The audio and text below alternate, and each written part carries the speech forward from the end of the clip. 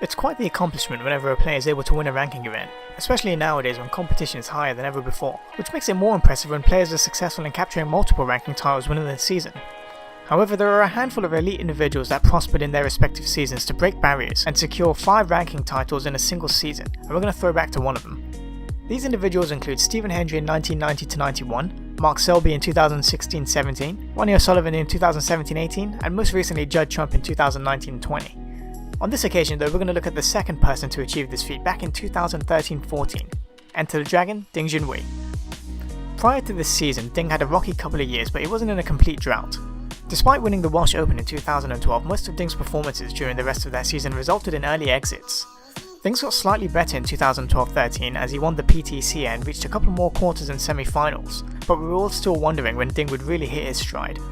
There had only been 2 ranking events of the 2013-14 season as we reached September for the Shanghai Masters. Ding had confident victories over his opponents, which included Murphy, Robertson and Hawkins, as he cruised to his first of many ranking titles that season, with final victory over wildcard Xiao Guodong. This would be the first of Ding's 3 consecutive ranking final appearances, and I'm guessing you know what the results end up being. Approximately 3 weeks later, we were introduced to the first Indian Open. Even though the final was contested over a best-of-9 format, Ding still had reasonable competition in the forms of Joyce, Higgins and Robertson. His 5-0 victory over home favourite Aditya Mehta meant that Ding was the first person since O'Sullivan in 2003 to win back-to-back ranking events in a single season. Just over 1 week following the Indian Open, Ding ran a close contest against Marco Fu as he defeated his fellow finalist 10-9 to win his 3rd ranking event of this season, consecutively I should say. Something that hadn't been done since the days of Hendry. This final saw Ding make 5 centuries, which would have added to his already impressive tally that season. Side note, Ding made the most centuries of his career this season with 62. The former century to season record was held by Trump with 61 in the previous season.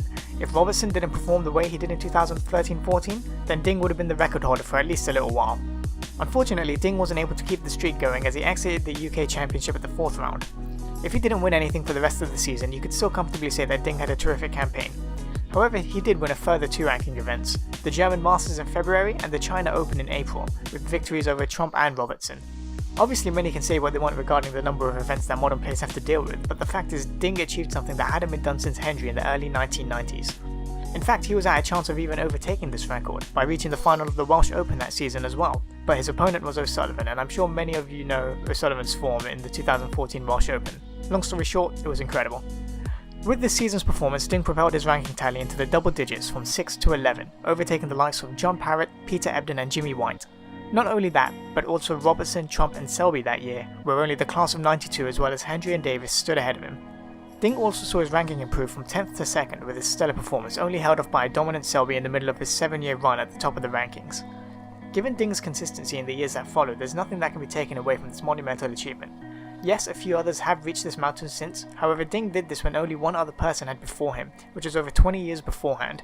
Not to mention this was achieved during a time where the class of 92 flourished along with the rising stars mentioned above. But tell me, what do you think?